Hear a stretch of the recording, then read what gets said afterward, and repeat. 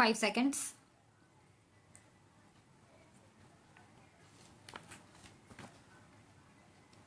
Mr. Deputy Speaker, I have great pleasure in taking part in the debate relating to the demands for grants for this Ministry of Home Affairs.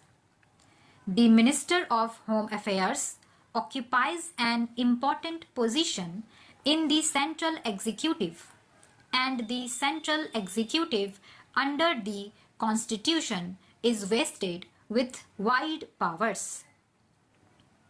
It is because of the wide powers and the unique position under the Constitution that it is able to hold the country united in spite of various diversities of language, religion, and other things. Therefore, this unique position should not be disturbed even when we think of amendment to the Constitution at any time. The Home Ministry had a difficult time during the year in retrospect. The whole country was in turmoil politically and economically. The articles of consumption were scarce, prices were soaring high, and there was large-scale black marketing and smuggling, and in this turmoil, some opposition parties, I do not say all the opposition parties, but some of them campaign civil disobedience in the whole country from the 29th June and paralyze the government to subvert democracy and the Constitution.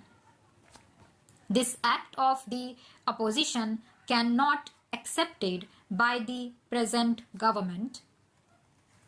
Any government worth its name had to prevent it and to take effective steps to bar such a move, and this law, which was proclaimed by the President on the advice of the government, saved the whole country from destruction. It is no good complaining that during the period under review, civil liberties are curtailed, democratic rights are abrogated, and so on. But who is responsible for this? As my friend who has just spoken said that they were responsible for creating such a situation.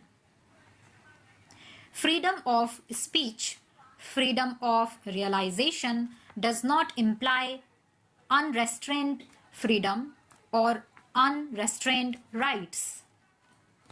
Where there is a right, there is a duty. Every right has to be exercised in such a way that it does not cause any hardship to the other who has the same right. It is no good complaining. But let us see the results that accrued from this period. There is all-round discipline. You know, now find discipline in the House. All the members are highly disciplined. They are speaking within their limit, and the work is going on according to the schedule. There is no backlog. I am very happy to see that emergency has produced the desired effect even on members of Parliament. We face a changed situation. I am told, and I hope this figure is correct, that since 1962 there has been only a 5% fluctuation in the voting, and yet it has created a tremendously changed picture. We are today not only in the government but in some states in the opposition. We have to create and we have to show good standards of democratic functioning. We have to deal and work with the opposition wherever they work for the good of the country, whenever we feel that they are going in the right direction. We must not oppose them merely for the sake of opposition, as sometimes we ourselves have been opposed. In our organization, we must renew our faith in the path of democratic socialist functioning. I do not want to go as at this time into matters of policy. We shall have many occasions to discuss these matters. Today, I should like to welcome all those who are new members. We welcome them here and hope that they will make valuable and interesting contributions to Lok Sabha, and that they being here will enrich our party.